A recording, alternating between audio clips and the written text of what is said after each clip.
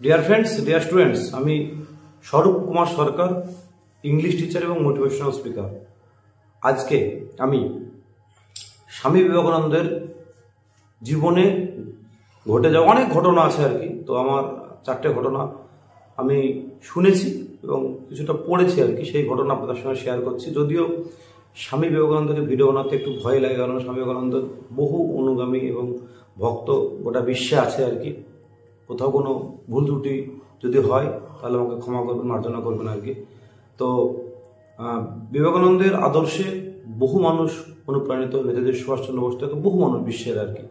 এবং তার সব থেকে বড় কর্মকাণ্ড যে চলছে এখন আর কি, রামকৃষ্ণ মিশন, বিভিন্ন শাখা, শিক্ষায়, স্বাস্থ্যে, সেবায় বহু বছর ধরে তারা যে মানে সেবার বা মানুষকে নানারকমভাবে যে মানে দান সমস্ত ক্ষেত্রে আর কি যে দৃষ্টান্ত রেখেছে আর কি, তার তুলনা সত্যিই মেলা ভার আর কি। বিশেষ করে বেলুড় মঠ থেকে আরম্ভ করে অনেকেই তো এখন চায় যে বিভিন্ন মিশনের স্কুলগুলিতে ভর্তি হতে, বিভিন্ন বন্যায় বিভিন্ন সময় প্রচুর সাহায্যের হাত তারা বাড়িয়ে দেয় আর কি। তো সেসব প্রসঙ্গ এই ভিডিওতে নাই আর কি। বিবেকানন্দের কতগুলো কথা আমার তো খুবই ভালো লাগে। প্রত্যেকটা বিশেষ করে তরুণ প্রজন্ম হয়তো বিবেকানন্দকে সেইভাবে পড়াশোনা করছেও না, জানছেও না আর কি। যারা একটুখানি বয়সে প্রবীণ তারা হয়তো বিবেকানন্দের বিভিন্ন রকম ভিডিও এখন বেরোচ্ছে বা বই পড়ছে, কিন্তু একদম তরুণ যারা একদম হয়তো ক্লাস 5-এ পড়ছে, 6-এ পড়ছে বা প্রাইমারিতে পড়ছে বা 9-10-এ পড়ছে, তারা হয়তো বিবেকানন্দকে নিয়ে এই স্কুলের পরীক্ষায় বায়োগ্রাফি লেখা ছাড়া আর যতটুকু প্রয়োজন রচনা লেখা ছাড়া বিবেকানন্দ সম্পর্কে বিশেষ আগ্রহী বলে আমার মনে হয় না। অবশ্যই আগ্রহী, কিন্তু সেই পার্সেন্টেজ খুব কম। তো যত বেশি করে আমরা হয়তো কোনো আমি এরকম কিছু সেলফ হেল্প বই পড়ি, আমি দেখি বিদেশের লেখকরা যা লিখেছেন যে সমস্ত বিষয়ে, সেই বিষয়ে বিবেকানন্দ বহু আগে লিখে গেছেন আর কি। তার সমস্ত যে বইগুলো আছে তাতে তিনি বিস্তারিতভাবে সেই সমস্ত জিনিস তিনি ব্যাখ্যা করেছেন এবং খুব সহজ সরল ভাষায়, যেটা পরবর্তীকালে হয়তো বিদেশের কোনো লেখক সেই একই টপিকে বই বের করেছে এবং সেটা বেস্ট সেলার বই হয়ে গেছে আর কি।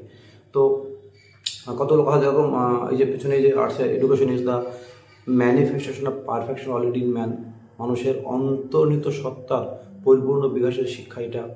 ওঠো জাগো, লক্ষ্যে না পৌঁছানোর মতো থেমো না। এই যে একটা কথায় যে কোনো স্টুডেন্ট, যে কোনো মানুষের জীবন বদলে যেতে পারে যদি তুমি ওঠো জাগো, এবং যতক্ষণ তোমার লক্ষ্যে পৌঁছাচ্ছ তুমি থেমো না।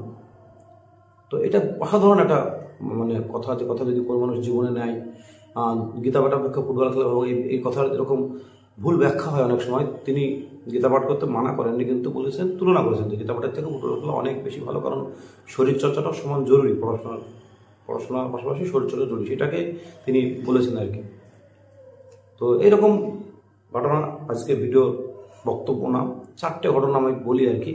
যে যখন আমরা প্রত্যেকেই জানি আর কি যে 1893 সালে শিকাগোতে যে বিশ্ব ধর্ম সম্মেলন হয়েছিল, সেখানে বিবেকানন্দের ভাষণ গোটা বিশ্বকে মুগ্ধ করেছিল আর কি। সে বিখ্যাত ঐতিহাসিক যে বক্তৃতা, স্পিচ।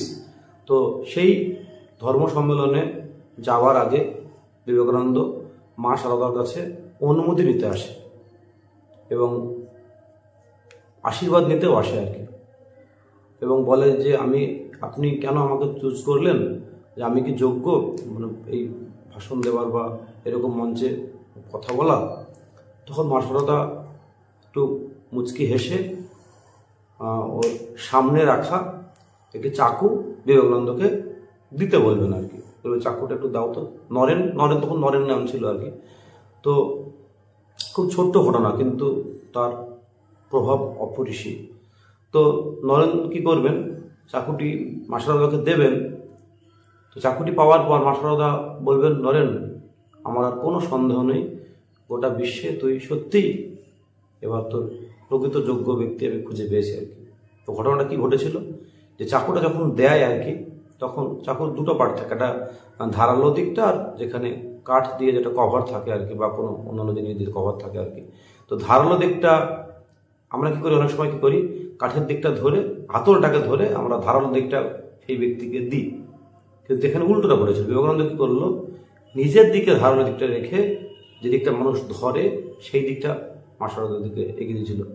খুব ছোট্ট ঘটনা, কিন্তু তার মানে কি বোঝাতে গেল যে ও নিজের হয়তো যদি কোনো আঘাত যদি লাগে কোনো ভুলক্রমে আর কি, তাহলে আঘাতটা যেন বিবেকানন্দেরই লাগে, মার সাথে যেন না লাগে। এই যে অন্যের প্রতি ভাবনা, অন্যের মানে অন্যের কথা ভাবা, এটা মা সারদাকে খুব প্রভাবিত করেছিল। বললো না সত্যি তুই যোগ্য। আমি এটা তো একটা বড় পরীক্ষা হলো যে তখন দেখলাম যে না সত্যিই তুই অন্যের কথা ভাবিস আর কি, যেরকম তুই আমার কথা ভাবলি আর কি। এই একটা ঘটনা যেটা আপনারাও তাই জানেন। আমি একটা দীপক চোপড়ার বই পড়ছিলাম আর কি, যে লজ, নেচারের কী কী লজ আছে আর কি, অনেকগুলো লজ আছে আর কি। তার মধ্যে সব থেকে যদি কোনো মানুষ জীবনে সাফল্য পেতে চায় আর কি, সব থেকে বড় ল হচ্ছে দ্য ল অফ গিভিং, দান। প্রত্যেকটা ধর্মে দেবেন দান করার কথা বলা আছে, এবং সেটা প্রকৃতির একটা নিজস্ব ধর্ম, অন্যকে সাহায্য করা, দান করা আর কি। যেমন বলি যে সূর্য সারাদিন ধরে এই যে তাপ দিচ্ছে আর কি, পরবর্তীকালে যে এনার্জির হয়তো সোলার এনার্জি আমাদের হয়তো রক্ষা করবে পরবর্তী পৃথিবীকে আর কি, আগামী পৃথিবীকে, এবং অক্সিজেন দিচ্ছে গাছ আর কি, মানে কোনো রকম রিটার্ন ছাড়াই দিচ্ছে আর নিঃস্বার্থভাবে দিচ্ছে আর কি। তো এই নিঃস্বার্থভাবে কোনো মানুষকে দান করা, এটা কিন্তু প্রকৃতির নিজস্ব একটা কি বলবো সংস্কৃতি বা কালচার আর কি। তো লস অফ গিভিং, তো এইটা যদি কোনো মানুষ তার জীবনে শুধু অর্থ দান করতে হবে এমন ব্যাপার নেই, আপনার একটা ছোট্ট পরামর্শ, একটা ছোট্ট কাউকে একটু ভালো ব্যবহার, এরকম ছোট ছোট ঘটনা আপনি মানুষের জীবনে কোনো ভ্যালু অ্যাড করা, আর জীবনে কোনো ইম্প্যাক্ট ফেলা আর কি, তাকে একটু ইন্সপায়ার করা, একটু মোটিভেট করাও আপনি এভাবে আপনি মানুষকে দিতে পারেন। শুধুমাত্র অর্থ দিয়েই কোনো মানুষকে সাহায্য করতে হবে ব্যাপারটা অনেকটা এরকমও নয় আর কি, পাশে থাকাটাও একটা বড় ব্যাপার আর কি। তো এটা যদি কোনো মানুষ ফলো করে আর কি, তাহলে তার জীবন অনেকটাই নেচারের সঙ্গে সে অনেক রিলেট করতে পারবে আর কি, এবং প্রকৃতিগতভাবে সে অনেকটাই হ্যাপিও থাকবে এবং সাকসেসও পাবে আর কি। একটা ঘটনা। সেকেন্ড ঘটনা আর কি, যখন এই ধর্ম সম্মেলনে যখন যায় আর কি, তখন অনেক বিশ্বের বিভিন্ন প্রান্ত থেকে লোক এসেছে। তো বিবেকানন্দ তো ওই রকম গেরুয়া বর্ষ মাথায় পাগড়ি ছিল আর কি। তো তখন কিছু লোক ওকে ভাববে যে হয়তো এ হয়তো ভারতীয়, ইংরেজি জানে না, তো হিন্দিতে ওকে জিজ্ঞেস করবে, সরি প্রথমে জিজ্ঞেস করবে যে ইংরেজি জিজ্ঞেস করবে যে হাউ আর ইউ। তখন বিবেকানন্দ বলবে যে হিন্দিতে নমস্তে বা নমস্কার বলবে। এরপরে যখন ভাবলো যে হয়তো ইংলিশ জানে না আর কি, তখন তারা হিন্দিতে জিজ্ঞাসা করবে যে ক্যাসে হো আপ। তখন বিবেকানন্দ তাদেরকে উত্তর দেবে I am fine, thank you very much. তো এরা অবাক হয়ে যাবে যে আপনি বললেন আপনি ইংরেজি জানেন, তো প্রথমে যখন প্রশ্ন করলাম তখন কেন ইংলিশে উত্তর দিলেন না। তখন বিবেকানন্দ যে কথাটা বললেন সত্যি আপনার শুনে ভালো লাগবে আর কি, যে আপনি যখন আপনার মাতৃভাষাকে মানে সম্মান জানালেন, তখন আমি আমার মাতৃভাষাকে সম্মান জানালাম আর কি। মানে আপনি যখন আপনার মাতৃভাষা ইংলিশে যখন কথা বললেন, তখন আমি আমার মাতৃভাষায় অর্থাৎ হিন্দিতে, তখন হিন্দিতে কথা বললেন আর কি। আর যদিও বিবেকানন্দের মাতৃভাষা বাংলা ছিল আর কি, যাই হোক। আর ওরা যখন কথা বললো ইংলিশে, সরি হিন্দিতে আর কি, যখন মানে ভারতীয় যে ভাষাটাকে সম্মান জানালো আর কি, তখন বিবেকানন্দ বললো যখন আপনি যেহেতু ভারতীয় ভাষাকে সম্মান জানালেন, আমিও আপনাদের যে ল্যাঙ্গুয়েজ ইংলিশ এটাকে আপনাকে সম্মান জানালাম। মানে আপনি যখন আমার মাকে সম্মান জানালেন, আমি আপনার মাকে সম্মান জানালাম আর কি। এটাই হচ্ছে ভারতীয় কালচার আর কি। তো আমরা সত্যতা বলতে কি আমাদের মাতৃভাষা ভারতীয় অনেক ভাষা চলে আর কি, অনেকগুলো ল্যাঙ্গুয়েজ, স্বীকৃত ল্যাঙ্গুয়েজ আর কি, বাংলা, নানা রকম ভাষা আছে আর কি। তো প্রত্যেকটা ভাষা নিজস্ব একটা কিন্তু আলাদা ইতিহাস ঐতিহ্য আছে আর কি।